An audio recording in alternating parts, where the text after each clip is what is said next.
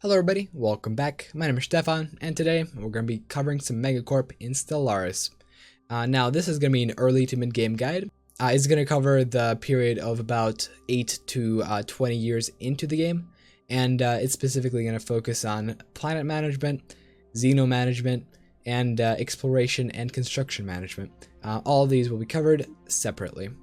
So let's start with some Xeno Management first. We have discovered some beta aliens, and in fact, let's see what they are.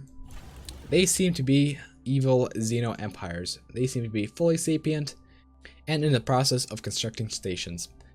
So what can we do with that? We can either research them, and this is going to take us 17 months and 500 society research, or we can let them research us. On any normal difficulty, I do recommend researching them because it's going to provide some influence and will prevent a -20 opinion malice. However, since we're playing on very high difficulty settings, which is Advanced AI Starts, Grand Admiral No Scaling, these guys are very easily going to be able to out-research us, and indeed, we can just let them be and screw off. Now you will notice that this is a slightly different save. I'm playing with 3 systems and 3 planets, and indeed this is actually going to be right about the size that we're going to have for the rest of the game. In fact, considering the fact that this is going to be cut off from us, we're only going to build one more station in our near vicinity, and it's going to be at Betus. The reason I'm doing this is to prevent other empires from potentially spreading down over here and enveloping me. And this also provides us a very nice choke point. Now you might think that with the whole cohesion mechanic, this is actually going to be very detrimental to our empire. There's a whole cohesion thing over here, and it actually looks like we might go over our cohesion by colonizing the system. However, by just building another starbase, we can prevent this entirely. And so with that, we'll have this entire chunk of space to ourselves. Because we do want to keep our empire size low, and every empire system is an extra 2 to empire size. So we can either go for that or alternatively build 2 extra districts on any of our planets. 2 districts on any of our planets will provide us with way more than what any single starbase can provide, and so we're just gonna keep our empire this tiny. The only way we're gonna expand is if we need to take some land to build up starbases. But back to the Xenos. Let's just fast forward and see what happens. To prepare for this, we'll actually stop spending alloys and just save some up and give them to the empire that we discover. Alloys are very potent in trading, and well, you're gonna have a surplus of alloys anyway, so might as well give them away and get a nice commercial pact or 2. Now, commercial pacts are something that I'm gonna cover right after these Xenos are discovered. Alright, we have been discovered by the Untitled Star Coalition. Interesting, they are materialist and militarists. Materialist is fine, we are also materialist, and militarist is iffy. So let's see what comes out of it. They seem to be unfriendly to us, but they only have a -5 opinion. That means that we can go ahead and offer them some resources, a bunch of alloys in fact. We might actually want to save up some of them to build whatever, so we'll just pay them off with energy credits to supplement it, and maybe some minerals. Alright, you generally want to get their opinion up to +100 because this will guarantee that they will become cordial. Now you will see that we're not actually at 100% opinion, and they're still worried. Some empires do that. Some empires are absolute dicks, so we're going to guarantee their independence, and they're going to become cordial. There's virtually no empire that will actually be hostile to you after +100 opinion, and so now we can take advantage of that and form a commercial pact. Now commercial pacts are quite nice. They can be used by any empire, and what they basically do is they trade 10% of each empire's trade value. Well, they don't really trade it, they just add it to the other's economy. And so for a measly price of 0.25 influence, we can get some sweet energy credits. Now, this is actually going to be reduced by the fact that there were fanatic xenophiles, and so this is only going to cost us 0.125. Additionally, we also have a tradition in the diplomacy tree, which will reduce our diplomatic cost by an additional 50%. that means 100% reduction, and that means all these interactions will be entirely free. So once we really need influence, we can just go for that tradition and make all of these free. So let's establish commercial pact and maybe also research pact. Research pacts are nice because at this point in the game, the AI will be more advanced if they're set to advance the empire starts. But later on, you might want to actually break the research agreements because if you're going for the same strat that I'm going for, you will severely outpace the enemy empires in research. And so giving free tech to enemies, not that good of an idea. So now we have a research agreement and a commercial pact. Perfect. Now the main thing is going to be the commercial pact, because now we can actually establish a commercial post, which is called a branch office, and it costs a lot of energy to establish. So right now we can sell off some of our minerals and some of our consumer goods and actually get enough energy credits. Since these guys are very close, we don't get any debuffs for establishing a branch office, but this can potentially go up to plus 300%, and it does become quite expensive, I have to say, when an office costs 4,000 and only gives you like 10 or 7. So let's establish an office on the capital. Generally, you do want to establish your offices on the capital planets of whatever empire you're interacting with, and that is because these guys will have the maximum population out of this empire. And in fact, soon enough, these guys are going to reach 50 pops. 50 pops is a magic number for unlocking another building slot, and in fact, the whole corporate buildings tab is quite important for playing with Megacorps, because what these basically are just flat resource production bonuses, because you don't need any pops working these jobs, and the pops working these jobs are actually coming from the planet itself. So you are benefiting the host empire somewhat. However, it's generally not a whole lot, and so you can basically ignore that in your equation. As far as our buildings go, I generally recommend going for private research enterprises. This will bolster your research even further, unless of course you're suffering in any of the categories in terms of economy. Food generally is something you might suffer in, however it's generally quite cheap, and you can just buy a whole bunch of it until you fix your agriculture problems. And indeed, that is what I'm planning to do with this newly established colony. Though this planet is really good for mining, right now we don't really need too many minerals, and so we can instead establish an agriculture district. This will employ these pops and also provide them with some housing, which is going to be quite nice.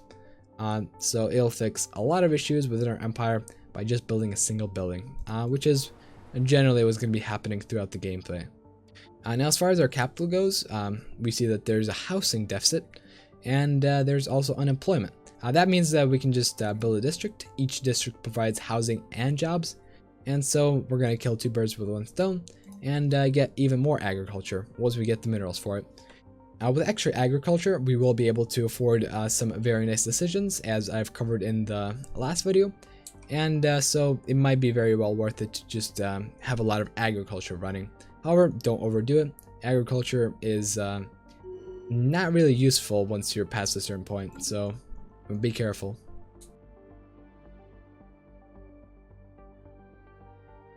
Alright, well, this is more of a random thing, but these guys are automatically patronizing. They're xenophiles, and they love the fact that we're xenophiles, so that's real nice. They're just gonna keep giving gifts to us.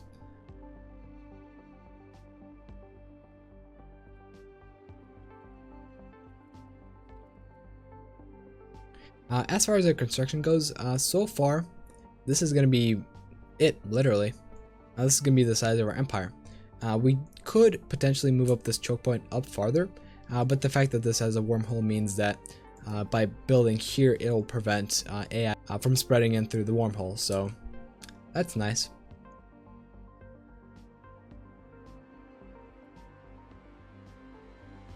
From time to time, while playing the game, you will notice that some of your planets will have this icon pop up next to them, which means that they have building slots available. Now, this is not entirely necessary for you to build up. If you have a world designator for generators, miners, or agriculture, you'll have a lot of building slots open and really nothing to do with them. Generally, you don't want to mess up with the balance of pops and jobs, and so the only way to build a building and avoid that is to build luxury residences. Luxury residences increase amenities, amenities increase happiness, and happiness increases stability. Stability has a bunch of different benefits to your pops.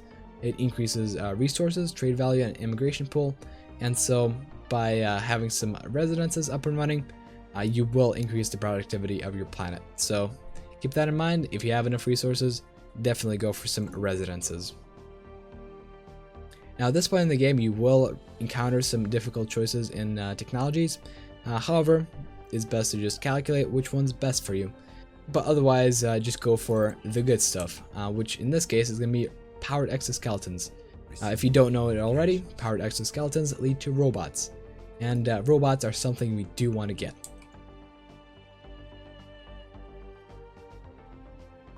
As far as aliens go, we have discovered another form of Xeno, and this time we're gonna let them research us, just in the same manner. Now at this point in your tradition tree, if you've been going expansion, you'll face a pretty difficult choice. Either you complete the tree and get the Ascension perk while getting minimal bonuses from these guys, or you save it for later and go for something like Harmony or Prosperity. Generally at this point I do like going for Prosperity, and so we're going to unlock this and get some bonuses to our mining stations and potentially bonuses to a lot of our buildings, so that could be very, very nice. At this point we will see a faction being founded and some research being completed. So let's go for some more research and let's see what these factions want. Alright, so no purges, multicultural society, refugees welcome, federated, new contact. Factions, as before, have demands, but now their approval actually affects how much influence you're getting from them. So you're not getting all the influence you can get from just 60% approval. Instead, this scales all the way up to 100, and at 100, you will get the maximum benefits. However, getting a faction up to 100 is practically impossible. So good luck if you're trying to go for that. Alrighty, we have found another empire, and this time they're xenophobes. And they have some strategic resources in their borders. How awesome. Now they do have a -20 opinion of us. However, this could potentially be remedied by just a good old transfer of some alloys.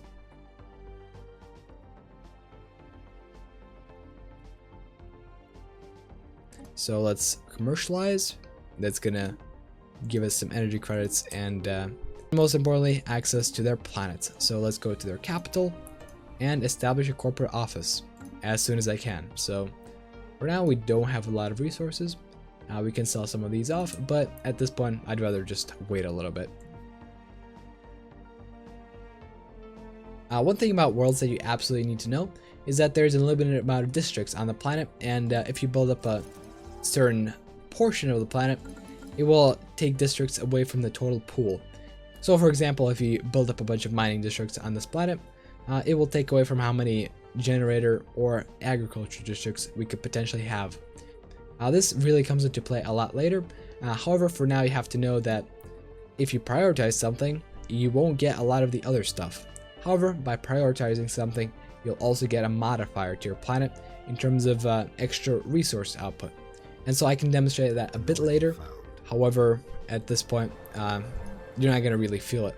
For the first 10 to 15 years after they're colonized, planets will show up as colonies. However, once they pass that certain point, they will become a world with a boost for whatever district or building is prominent on it, and so that really encourages specialization. But for worlds like this, where you don't really have a lot of districts for any section, you can just build whatever is necessary for your empire at the time. And so for example, right now, we can build some miners, and it'll be all good.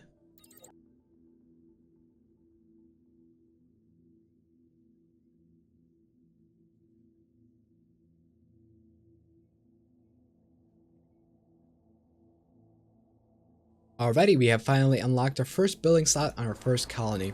Now for this, I would actually really recommend just going for a good old civilian industries, because at this point you will be lacking some consumer goods, and once you build up a couple more research labs on your home planet, this will really spiral into a negative that you don't really want to experience, because consumer goods are quite expensive, and so buying them off from the market is not the most efficient thing you can do.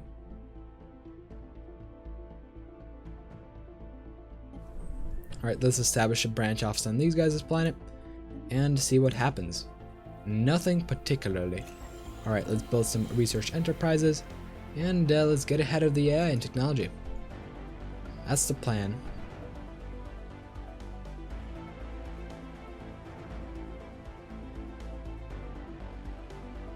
Ooh, we have actually encountered an empire that is a trade league or free traders. However, these guys are not megacorps. That's gonna be perfect. Now, the thing is, you cannot actually establish any branch offices in megacorporations or hive minds for that matter.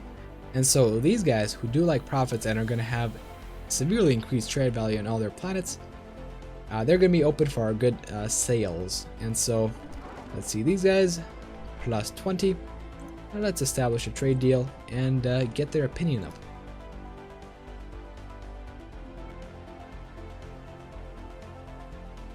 Alright, commercial pact. And perfect. Now we can save up some energy and establish a commercial office on their capital just as well. Now the reason why I'm establishing branch offices only on capital worlds at this point is because most worlds will have less than 25 pops, and that's the magic number to have any sort of corporate buildings on the planet. And additionally, of course, these new colonies generally don't generate a lot of trade value, and so establishing a trade office in something like this planet will only provide us 1.9 energy per month. And so that's quite horrid, and we don't want to deal with that. Because after all, branch offices do use up empire size, and so we generally don't want branch offices that are not profitable in terms of empire size to profit. We are going to want to have commercial pacts with almost every single one of these empires. However, we cannot do that at this point because we can't afford it, which is a bit of a shame. So we're going to have to just fast forward the game and see what happens.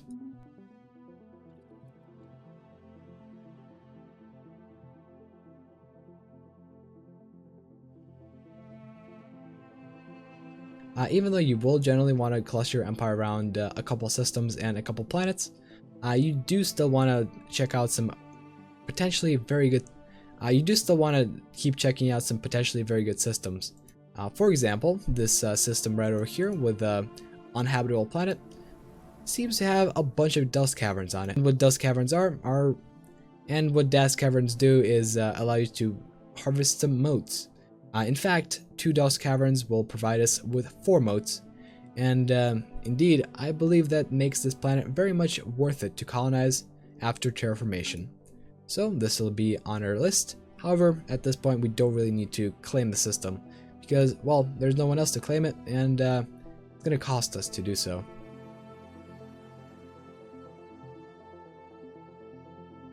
One thing you will definitely have to deal with when playing any empire is actually piracy. And so what we can do is you can set patrol routes. Basically what these do is they set a route from the fleet's current location to another one, and they're just going to keep cycling back and forth. And what this does is reduces piracy in all the systems they visit, depending on how much piracy suppression they have. And so if you have a lot of trade value generated on some of your systems, it's probably a good idea to get a pretty big fleet going around, because a small fleet will not be able to suppress a large piracy risk.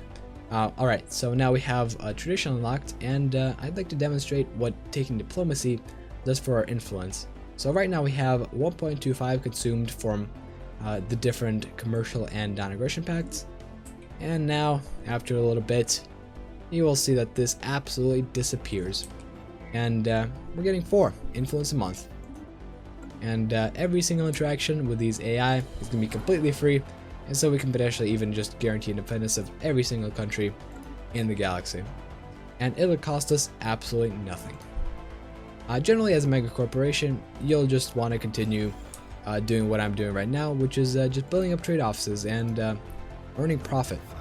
Eventually, these planets are going to grow even more than they are going to be growing now, and you're going to earn a lot of money from all these planets. In fact, I've seen up to 70 trade before year 80, and so that could potentially be very, very spicy.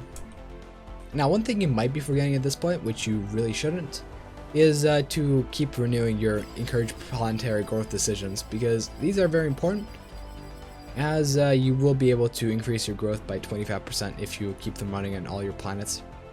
So for that, we're going to sacrifice some of our alloys and buy up some food, because, well, food's good. And this is going to be actually very well worth it.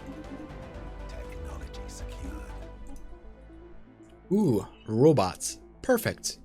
And with that, I believe it's a pretty good time to end the video. Robots will trigger another stage of our corporation in terms of its growth, and it'll be done by literally just adding more growth to your planets.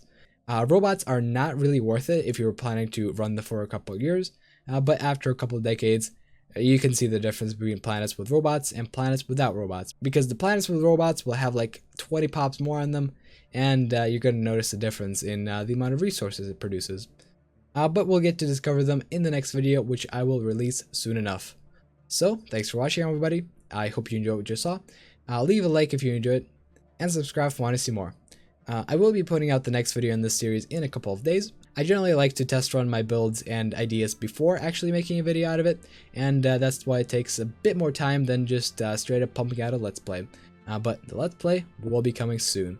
So, thanks for watching, everybody, and I'll see you in the next one. Bye-bye.